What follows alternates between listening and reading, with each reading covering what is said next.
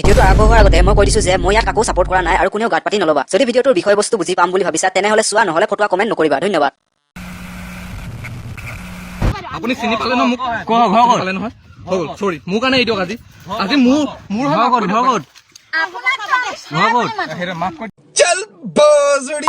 Hello guys welcome to my another video. मैं विशाल और आपनालोके चाइ आछे वर्ल्ड अफ विशाल। बहु दिনৰ বিৰতিৰ মূৰত পুনৰ আপোনালোকৰ মাজত উপস্থিত হৈছোহি। আচলতে মোৰ অলপ সমস্যা আছিল যাৰ কাৰণে মই ভিডিও একেবাৰে বনাব পৰা নাছিলো। এতিয়া প্ৰায় এই সমস্যাবোৰ কমিছে, তো মই পুনৰ ভিডিও বনোৱা আৰম্ভ কৰিছো। আজিৰ পৰা আপোনালোকে প্ৰায় 2 এদিনৰ মূৰে মূৰে ভিডিও পাই যাব। আজি এমাহ ধৰি ইউটিউবটোৰ ভিতৰত চলি থকা মক্কেলামি আৰু ভটুৱামিবোৰ মই প্ৰদৰ্শন কৰিছো আৰু ইহঁতক ভালদৰে এশেকা দিম বুলিও মনতে সিদ্ধান্ত গ্ৰহণ কৰিছো আৰু তাৰ কাৰণে আপোনালোকৰ সাপোৰ্টৰ প্ৰয়োজন। তো বন্ধুসকল, আজি মই বেলেগ আলোচনা নকৰো।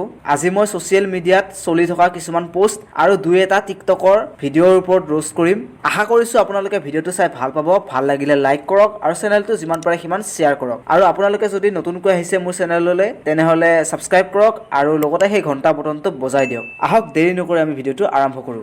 মাছৰ ভাল পাওঁ শীতল, হে পাচলি ভাল পাওঁ পাতল, আজিকালি ভাল লগা হ'ল ৰঙা পানীৰ বটল। जय भद्रकाली सरकार, जय भद्रकाली। প্ৰথমতে আলোচনা কৰিম এছাম ছোৱালীৰ বিষয়ে। বন্ধুসকল, বৰ্তমান আমাৰ অসমত, বিশেষকৈ মই অসমৰ কথাই কৈছো, বিশেষকৈ আমাৰ অসমত এনেকুৱা এছাম ছোৱালী আছে যিবোৰে DSLR, KTM আৰু আইফোন থকা ল'ৰাকহে পাত্তা দিয়ে। তো বন্ধুসকল, এই পোষ্টটো তেওঁলোকৰ বাবে আৰু এই পোষ্টটো মোৰ নহয়। এই পোষ্টটো মই ফেচবুকত পাইছো আৰু আপোনালোকৰ আগত শ্বেয়াৰ কৰিছো। তো পোষ্টটো এবাৰ ভালদৰে পঢ়ি চাওক।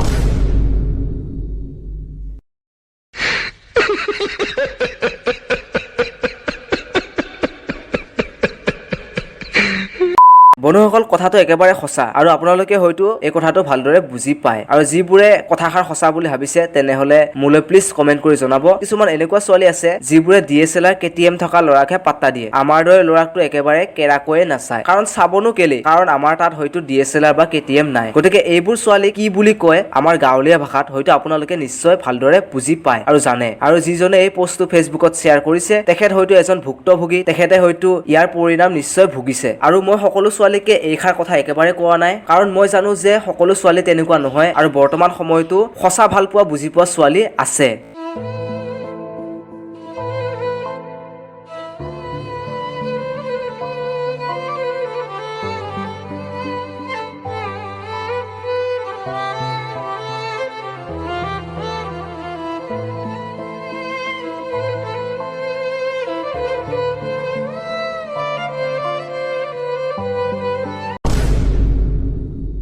বন্ধুসকল, আপোনালোকে এই ভিডিঅ'টোত কি দেখিলে? আপোনালোকে দেখিলে যে এজনী ঘনীয়েকে নিজৰ গিৰিয়েকক, নিজৰ বিকলাংগ গিৰিয়েকক বুকুচা বান্ধি লৈ ঘূৰি ফুৰিছে। এইটো কেৱল সফল হৈছে সঁচা প্ৰেমৰ বাবেহে। আচলতে এই ভিডিঅ'টোত আমি তেখেতসকলৰ মাজত থকা সঁচা প্ৰেম ডাইৰেক্ট দেখিবলৈ পাইছো। কিন্তু এছাম ছোৱালীয়ে কি কৰিছে, প্ৰেম বুলি কোৱা এটা পবিত্ৰ অনুভূতি KTM, DSLR বা আইফোনৰ লগত তুলনা কৰি সকলো শেষ কৰি পেলাইছে। ইয়াৰ উজ্জ্বল নিদৰ্শন হ'ল আজিৰ সমাজত চলি থকা কিছুমান আত্মহত্যা। হয় ফ্ৰেণ্ডছ, কিছুমান এনেকুৱা আত্মহত্যা এইবোৰৰ কাৰণে হয়। আচলতে মোৰ বহুতো ফ্ৰেণ্ড আছে যিবোৰে মানে ইয়াৰ শিকাৰ হ'বলগীয়া হৈছে। তো মই এই কাৰণে এইটো টপিক এই ভিডিঅ'টোৰ মাজত লৈ আনিছো। আৰু আপোনালোকে কি ভাবে প্লিজ মোক কমেন্ট কৰি জনাব। আচলতে মই ইয়াত ক'ব বিচাৰো যে সঁচা প্ৰেম এইদৰে নহয়। সঁচা প্ৰেম KTM, DSLR, আইফোন লৈ সঁচা প্ৰেম কেতিয়াও হ'ব নোৱাৰে। এইটো কেৱল টাইম পাছ হয়। আৰু যিসকল বাইদেউ আৰু ভণ্টিয়ে KTM, DSLR বা আইফোনৰ লগত প্ৰেম বুলি কোৱা পবিত্ৰ অনুভূতি এটাক তুলনা কৰি আছে, তেখেতসকললৈ এটা মেছেজ পঠিয়াব বিচাৰিছো যে এইবোৰ নকৰিবা, কাৰণ এইবোৰ কৰি জীৱন গঢ়িবতো নোৱাৰা, আনকি বেলেগৰ জীৱন ধ্বংস কৰাহে হয়। গতিকে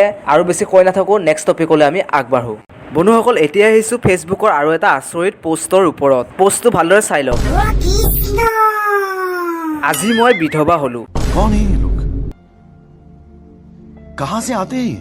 আৰে খুৰী, আপুনি সঁচাকে অসমীয়া নাৰীয়ে হয়নে? আপুনি আজি বিধৱা হ'ল সেইটো বাৰু সত্য, কিন্তু আপুনি এইবোৰো ফেচবুকত শ্বেয়াৰ কৰিব লাগেনে? হে হৰি, জীয়াই থাকিলে চাগে ভৱিষ্যতে এইবোৰতকৈ বেছি মক্কেলামি দেখিবলৈ পাম। আৰে আপুনি এনেকুৱাকৈ কৈছে যেন বিধৱা হোৱাটো আপোনাৰ বাবে বহুত যশস্যাৰ কাম। আচলতে আপুনি কি মিন কৰিব খুজিছে? সঁচাকৈ কি হৈছে আমাৰ অসমৰ নাৰীবোৰৰ? বাহিৰৰ কথাটো ক'বলৈ নাযাওঁ, কিন্তু বেছিকেলি মই অসমৰ কথাই কৈছো। কি হৈছে আমাৰ অসমৰ নাৰীবোৰৰ? নিজৰ ধৰ্ম, নিজৰ আচাৰ, নিজৰ ব্যৱহাৰ, নিজৰ নীতি নিয়ম সকলোবোৰ পাহৰি পেলাইছে। এইদৰে যদি চলি থাকে আমাৰ অসমখন এদিন সঁচাকৈ হ'বগৈ बाल।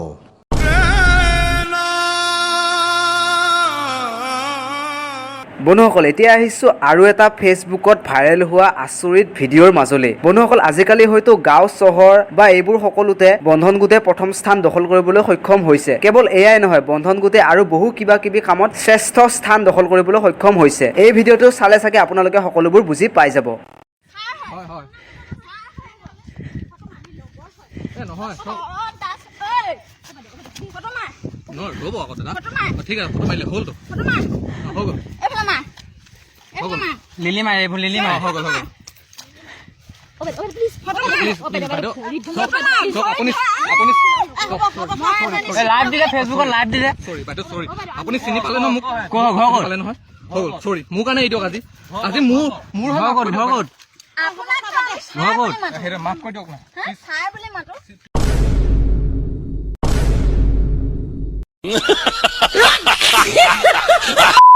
शर्म करो, भगवान से डरो, भोसड़ी वालों, भगवान से डरो, कुछ अच्छा करो लाइफ में।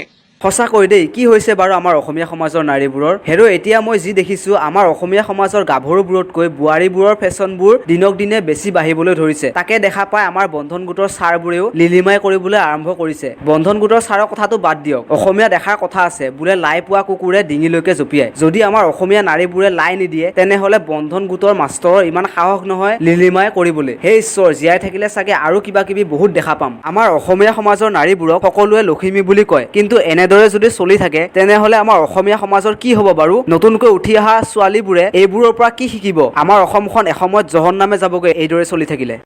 বন্ধুসকল, সকলোতকৈ শেষত আহিছো এটা টিকটকৰ ভিডিঅ'ৰ মাজলৈ। প্ৰথমতে এই বাইদেউগৰাকীয়ে কি গাইছে এবাৰ শুনি লোৱা আহক।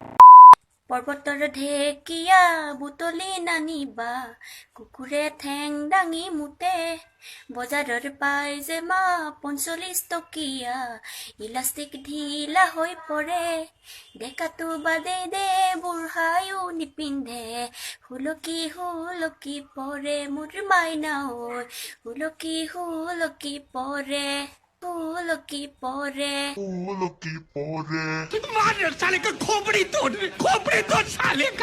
বন্ধুসকল, সকলোৱে প্ৰথমতে লগ লাগি এটা চাপৰি বজাই লৈ আহক। বাইদেউ, আপুনি টিকটকত ভিডিঅ' বনাবলৈ আৰু বেলেগ টপিক নাপালে নেকি? এইবোৰ গান গাই আপুনি কি দেখুৱাবলৈ বিচাৰিছে? সঁচাকৈ দেই, কি যে হ'ব এই টিকটকটোৰ। আচলতে টিকটকটো বেয়া নাছিল, বেয়া কৰিলে আপোনালোকৰ দৰে টিকটকাৰবোৰেহে। সকলোতকৈ শেষত এই বাইদেউগৰাকীৰ গানটো শুনাৰ পিছত মোৰ এটা কবিতা গাবলৈ মন গ'ল। দুফাকিমান গাই দিম, বেছি নাগাওঁ। বাইদেউ, আপুনি দেখিবলৈ খুব ভাল, এইদৰে টিকটকত ভিডিঅ' বনাই আপুনি হ'ব বিচাৰিছিল মহান, কিন্তু এনেধৰণৰ ভিডিঅ' বনাই আপুনি সঁচাকৈ শেষ কৰি দিছে অসমৰ মান। গতিকে বন্ধুসকল, আজিলৈ ইমানেই। পুনৰ আৰু এটা নতুন ভিডিঅ'ৰ সৈতে, ইণ্টাৰেষ্টিং ভিডিঅ'ৰ সৈতে আপোনালোকৰ মাজত উপস্থিত হ'মহি। গতিকে বন্ধুসকল, আপোনালোকৰ লগত যদি এনেকুৱা ধৰণৰ মক্কেলামি আৰু ভতুৱামিৰে ভৰা ভিডিঅ' আছে তেনেহ'লে মোৰ ফেচবুক পেজত গৈ মোৰ লগত কণ্টেক্ট কৰক, মোলৈ শ্বেয়াৰ কৰক। তো বন্ধুসকল, যদি ভিডিঅ'টো ভাল লাগিছে তেনেহ'লে লাইক কৰক, শ্বেয়াৰ কৰক, আৰু আপোনালোকে যদি কোনোবা নতুনকৈ আহিছে চেনেললৈ তেনেহ'লে ছাবস্ক্ৰাইব কৰক আৰু লগতে সেই ঘণ্টা বটনটো বজাই দিয়ক। তো বন্ধুসকল, আজিলৈ ইমানেই। ধন্যবাদ।